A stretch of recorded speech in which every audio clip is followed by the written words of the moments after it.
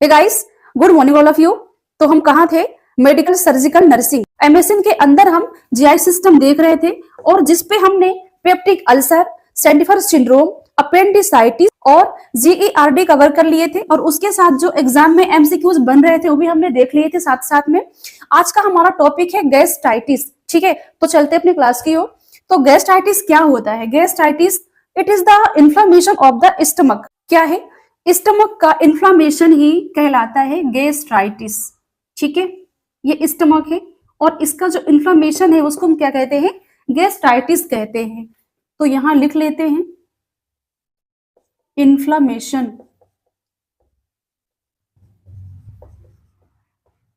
Of stomach, it is also known as gastritis. अब इसके भी दो प्रकार होते हैं। कौन कौन से? एक्यूट गैस्ट्राइटिस और क्रोनिक गैस्ट्राइटिस। एक्यूट और क्रोनिक ये इसके टू टाइप्स होते हैं। अब जिसमें एक्यूट जो है वो क्या होता है? तो एक्यूट क्या है? सम टाइम के लिए, कि ये सडनली होगा, ऑनसेट होगा और इसके जो सिम्टम्स हैं वो बॉडी में बहुत कम टाइम के लिए होंगे, जल्दी से हम इसको क्योर कर सकते हैं और ये कम सीवियर होगा कंपैरिजन टू क्रोनिक गैस्ट्राइटिस के। लेकिन अगर क्रोनिक की बात करें तो ये लंबे समय से होगा, इसके सिम्टम्स से बहुत लंबे टाइम तक रहेंगे और ये बहुत ज्यादा सीवियर रहेगा। ठीक है, तो ये इसमें डिफरेंस है। ये क्या है? सडनली होगा, सडनली होगा, ऑनसेट होगा और ये लेस सीवियर होगा, बहुत कम सीवियर रहेगा और इसको क्योर भी जल्दी से हो जाएगा। ठीक है,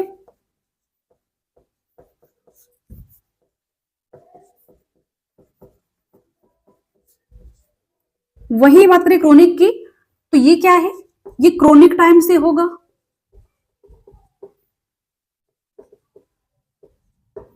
क्रोनिक टाइम से और मोर सीवियर, बहुत ज्यादा सीवियर रहेगा ये। और क्या होगा? इसके जो सिम्टम्स हैं वो बॉडी में लॉन्ग टाइम तक प्रेजेंट रहेंगे।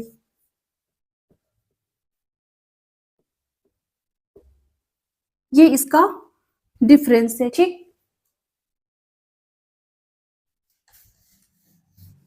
ये लिख लीजिए।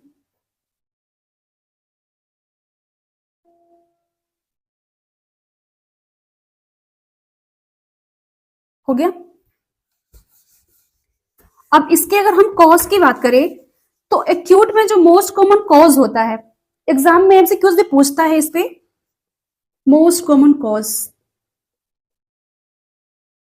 क्या होता है इसका? इसका होता है गैस्ट्रिक इरिटेंट। ठीक है, कि जो गैस्ट्रिक इरिटेंट होते हैं ना, जैसे कि कॉफी हुआ, टी हुआ, एसिडिक नेचर की जो ड्रग्स होती है, एल्कोहल हो गया या स्पाइसी फूड हो गया, ये सारे के सारे क्या है? हमारे स्टमक को इरिटेंट करने वाले सब्सटेंस होते हैं। तो कौन कौन से हैं? एक मिनट, गैस्ट्रिक इरिटेंट स्टार लगा लेना, ये इसका मोस्ट कॉमन कॉज होता है। ठीक है, कौन कौन से हैं? एल्कोहल हुआ, टी हुआ, कॉफी हुआ, कोला हुआ, स्पाइसी फूड हुआ और एसिडिक नेचर की जो ड्रग्स होती हैं वो सारी की सारी गैस्ट्रिक इरिटेंट्स में आएंगी। ठीक है, ये। अब क्रोनिक की बात करें तो इसका जो मोस्ट कॉमन कॉज है वो तो एच पाइलोरी बैक्टीरिया होता है। ठीक है, लेकिन उसके अलावा भी एल्कोहल हो गया, ये सारे के सारे सब्सटेंस हो गए और एक वायरस होता है हिपैटोमेगैली वायरस। ठीक है, जो कि कॉज करता है क्रोनिक गैस्ट्राइटिस। तो इसका जो मोस्ट कॉमन कॉज है वो क्या है? वो तो है H pylori bacteria, H pylori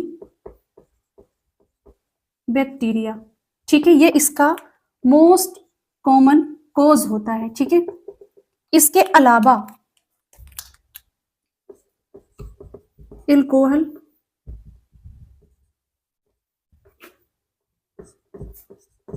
और एक वायरस होता है जिसको हम क्या कहते हैं, हिपैटोमेगैली वायरस। ठीक है, ये भी क्रोनिक गैस्ट्राइटिस कॉज करता है। ठीक है, ये लिख लो।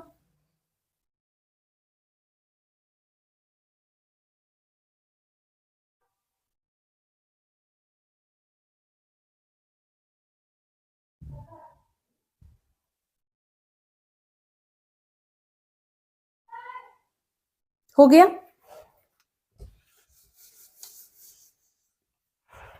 अब जब भी किसी को गैस्ट्राइटिस होता है, मतलब स्टमक का इंफ्लेमेशन होता है, तो उसके कारण क्या होता है, तो वहां पे स्टमक हमारा ब्लीड करने लग जाता है, जो कि इसका कॉम्प्लिकेशन भी होता है।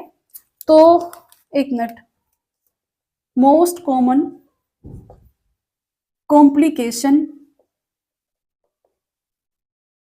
किसका, गैस्ट्राइटिस का,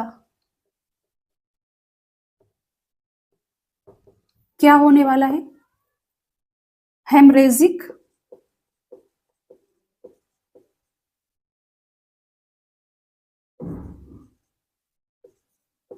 गैस्ट्राइटिस। ठीक है, गैस्ट्राइटिस के कारण हमारे स्टमक में जब ब्लीडिंग होगी तो वहां पे हमें देखने को क्या मिलेगा, हेमरेजिक गैस्ट्राइटिस। ठीक है, तो जब स्टमक से ब्लीडिंग होगी तो वहां पे पेशेंट को हाइपोवोलेमिक शॉक देखने को मिल सकता है। तो ड्यू टू गैस्ट्राइटिस क्या होगा, ब्लीडिंग होगी कहां पे, स्टमक में।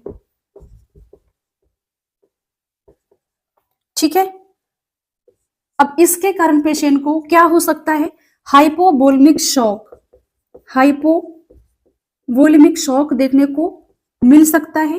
क्यों, ड्यू टू ब्लड लॉस। ठीक है, बहुत ज्यादा ब्लड लॉस होगा जिसकी वजह से पेशेंट को हमारे शॉक देखने को मिलेगा। और उसके कारण जो बॉडी में सिम्टम्स आते हैं वो कौन से होते हैं, जब भी किसी को हाइपोवोलेमिक शॉक होता है तो वहां पे हमारा बीपी कम होता है और पल्स रेट बहुत ज्यादा हो जाती है।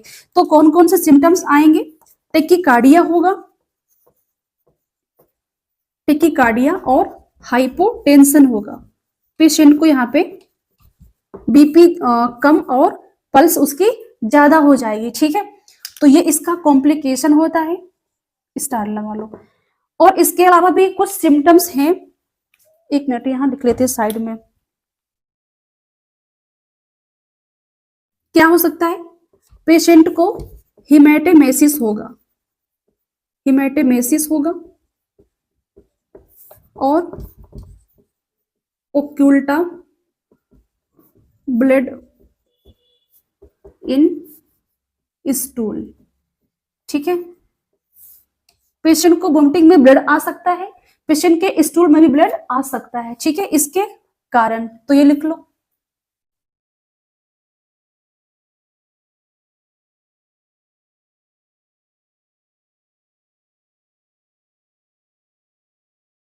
हो गया। देख लेते हैं साइन और सिम्टम्स ऑफ गैस्ट्राइटिस, कि गैस्ट्राइटिस जब किसी को होता है, स्टमक का इन्फ्लेमेशन होता है, तो वहां पे क्या क्या साइन सिम्टम देखने को मिलते हैं। Sign symptom of gastritis. ठीक, साइन सिम्टम्स ऑफ गैस्ट्राइटिस, तो यहां पे अर्ली साइन क्या होगा, अर्ली साइन, तो देखो हमने क्या पढ़ा था कि जीआई सिस्टम के अंदर कोई भी डिसऑर्डर है, सब में एएनवी मतलब एनोरेक्सिया, नोजिया, वोमिटिंग, वो सभी में होने वाला है। पर उससे भी पहले जो इसमें होता है वो क्या होता है, वो होता है इंडाइजेशन। ठीक है, क्या है, इंडाइजेशन या डिस्पेप्सिया या फिर अपच। ठीक है, ये सबसे पहला साइन होगा। जब भी पेशेंट को गैस्ट्राइटिस होता है तो उसको अपच की प्रॉब्लम होगी। ठीक है, और ये एग्जाम का आपके की पॉइंट्स है, इसको आप स्टार लगाओ। इसके अलावा अब जितने भी सिम्टम्स है वो इसके बाद आएंगे। कौन कौन से, एनोरेक्सिया होगा, पेशेंट को भूख नहीं लगेगी, वोमिटिंग होगी और नोजिया होगा। और क्या होगा, परनेसिस एनीमिया भी होगा, परनेसिस एनीमिया। परनेसिस एनीमिया क्यों होगा? क्योंकि हमारे जो स्टमक का काम था, हमने क्या पढ़ा था कि स्टमक के अंदर विटामिन B12 का एब्जॉर्प्शन होता है, लेकिन अगर हमारा स्टमक सही से काम नहीं किया तो वहां पे क्या एब्जॉर्प्शन होगा? नहीं ना। इसलिए यहाँ पे क्या होगा? विटामिन B12 की कमी हो जाएगी, बिटवीन B12 की डिफिशियंसी, ठीक है। और इसके कारण क्या होगा? परनेसिस एनीमिया होगा। और क्या हो सकता है? लेकिन साल्ट तो अंदर रह जाएगा ना, तो वहां का जो इन्वायरमेंट है वो बहुत ज्यादा एल्कलिन हो जाएगा, ठीक है। तो क्या होगा? HCl, वोमिटिंग में ना, वोमिटिंग में HCl बाहर आने के कारण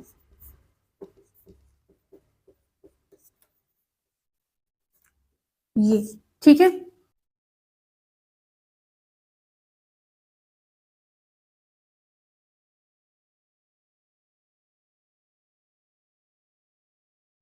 ठीक है, तो इसका जो अर्ली साइन है वो क्या है? इंडाइजेशन है। और एक इसमें क्वेश्चन और पूछता है लेट साइन का, कि सबसे जो लेट साइन है वो क्या देखने को मिलता है, तो वो क्या है? वो है एकोर हाइड्रिया, एकोर हाइड्रिया, ये इसका लेट साइन होता है। और ये की पॉइंट्स एग्जाम के लिए। अब ये क्या होता है?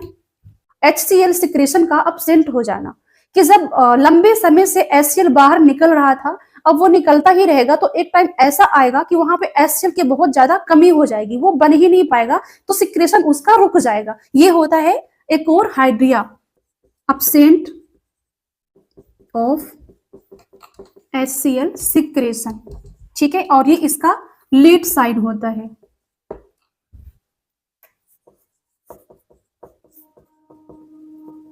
लंबे समय से HCl बाहर आने या लॉस होने के कारण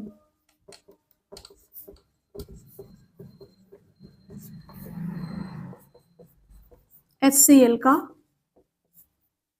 ना बनना, ठीक है।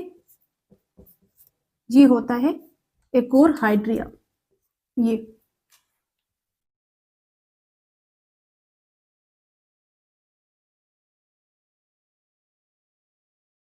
हो गया।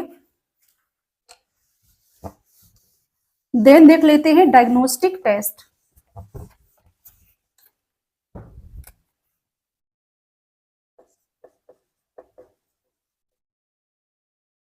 डायग्नोस्टिक टेस्ट, तो इसका जो कंफर्मेटिव टेस्ट होता है वो क्या होता है? कंफर्मेटिव टेस्ट वो क्या है? इंडोस्कोपी है, ठीक है। ये इसका कंफर्मेटिव टेस्ट होता है। इसके अलावा हम क्या करेंगे? इसके अलावा हम करेंगे CBC, CBC करेंगे, WBC करेंगे। अब CBC क्यों करेंगे? क्योंकि पेशेंट को यहाँ पे एनीमिया देखने को मिल रहा था, तो वहां पे हम उसका HB लेवल या RBC या प्लेटलेट्स, ये सारा सब कुछ चेक कर लेंगे, ठीक है। WBC क्यों करेंगे? क्योंकि वहां पे उसको इन्फेक्शन था, तो ये हमारी इंक्रीज मिलेगी WBC। देन क्या करेंगे? Urea breath test, urea breath test. और ये हमने पीछे पढ़ लिया है अच्छे से। और ये क्यों करते हैं? किस लिए करते हैं? H पाइलोरी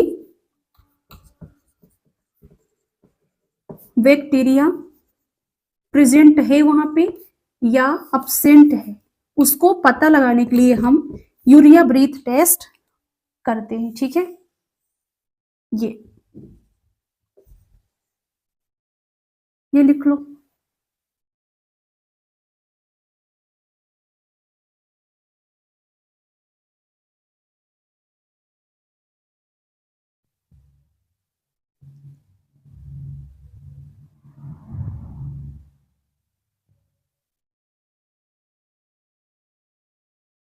ठीक है।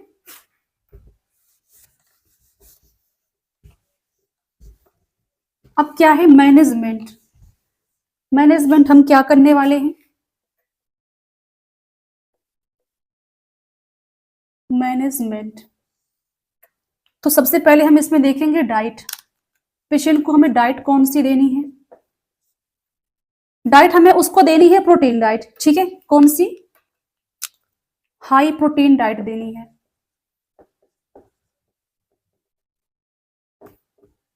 क्यों देनी है, ताकि उसके अंदर जो वुंड हुए हैं तो उनकी हीलिंग को प्रमोट करने के लिए, वुंड हीलिंग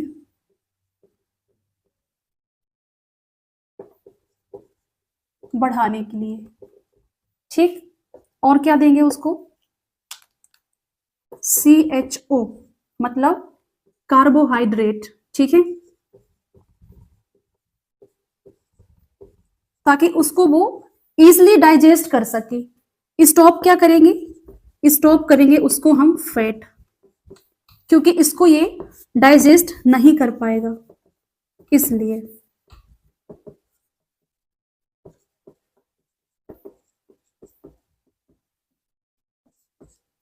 ठीक, ये उसकी डाइट है।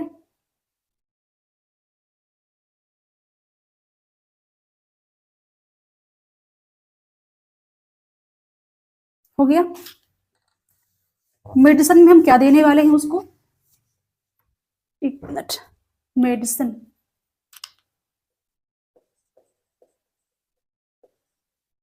तो सबसे पहले उसको हम देंगे विटामिन B12, ठीक है। क्यों, क्योंकि यहाँ पे उसको विटामिन B12 की डिफिशियंसी हो गई थी, तो ये हम इसको देने वाले हैं। प्लस क्या देंगे, PPI देंगे, प्रोटीन पंप इनहिबिटर, ठीक है, ये हमने पीछे पढ़ लिया है। और क्या देंगे, H2 ब्लॉकर देंगे, ये भी हमने पढ़ लिया है। और क्या देंगे, एंटा एसिड देंगे उसको। अब उसको यहाँ पे वोमिटिंग भी हो रही थी, तो उसके लिए क्या करेंगे, ओंडम या एमसेट वगैरह दे देंगे, ठीक है। पेशेंट को यहाँ पे एच पाइलोरी बैक्टीरिया प्रेजेंट था, तो उसको प्रिवेंट करने के लिए यहाँ पे हम ट्रिपल थेरेपी, क्या है, ट्रिपल थेरेपी का यूज करेंगे। अब ये क्या होती है, एक बार ये लिख लिए, ट्रिपल थेरेपी क्या होती है ये भी हम देख लेते हैं।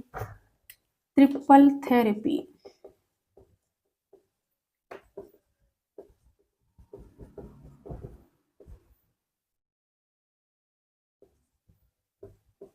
इस पे क्या होता है कि इस पे हम 3 मेडिसिन का एक साथ यूज करेंगे। कौन कौन सी, कि पहली तो हो गई PPI, ठीक है, यानी कि पेंटोप्राजोल एग्जाम्पल, ठीक है। एक तो हम करेंगे PPI और इस पे 2 करेंगे हम एंटीबायोटिक, ठीक है। इस पे हम 2 एंटीबायोटिक को साथ में लेते हैं और इसके साथ हम PPI का भी यूज करते हैं। तो कौन कौन सी एंटीबायोटिक है, एक तो है अमोक्सिक्लेव, ठीक है, और एक क्लोरिथ्रोमाइसिन।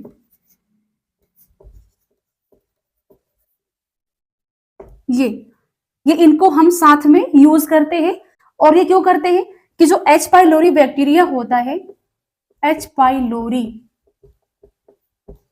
बैक्टीरिया, उसकी ग्रोथ को कम करने के लिए हम ट्रिपल थेरेपी का यूज करते हैं, ठीक।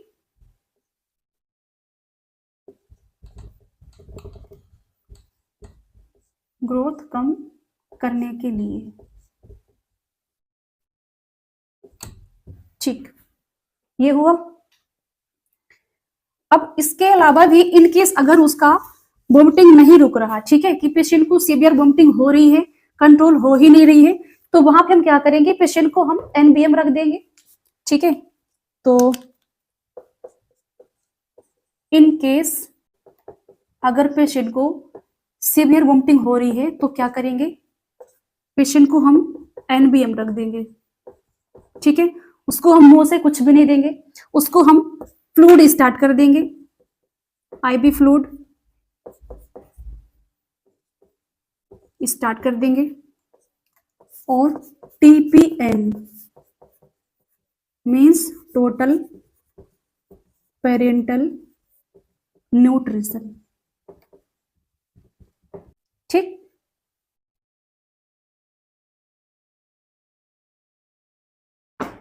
हो गया।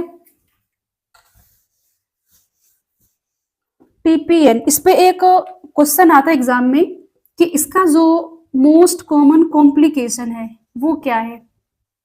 मोस्ट कॉमन कॉम्प्लिकेशन किसका? टीपीएन का। तो क्या होता है? हाइपरग्लाइसीमिया। क्या है? हाइपरग्लाइसीमिया। और ये कब होता है? इन ड्यूरिंग, ठीक है, कि जब पेशेंट को टीपीएन चल रहा है तब उसको क्या होगा? हाइपरग्लाइसीमिया। ठीक है, और हाइपोग्लाइसीमिया भी होता है। कब? ये कब होगा? जब सडनली हम टीपीएन को स्टॉप कर देंगे। क्यों? क्योंकि जो टीपीएन होता है ना, टीपीएन जो घोल होता है, इसके अंदर बहुत ज्यादा शुगर की मात्रा पाई जाती है। तो जब भी हम ये स्टार्ट करेंगे तो हमें वहां पे क्या करना है? उसका ग्लूकोज लेवल चेक करते रहना है, और हमको बहुत स्लोली स्लोली इसको इन्फ्यूज करना होता है। और जब भी हम स्टॉप करेंगे तो हमें सडनली स्टॉप नहीं करना है, उसको हमें धीरे धीरे उसके स्पीड को कम करना है, देन उसको हम स्टॉप करेंगे। तो ये लिख लीजिए कि इन ड्यूरिंग टीपीएन क्या करेंगे? ग्लूकोज लेवल मॉनिटर करेंगे।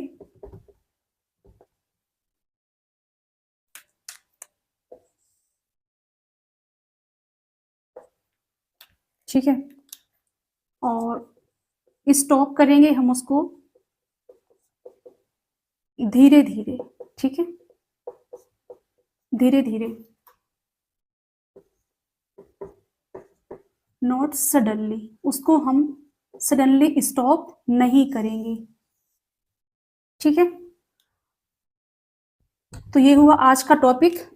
अब मिलते कल की क्लास में। Okay, thank you so much, wish you all the best.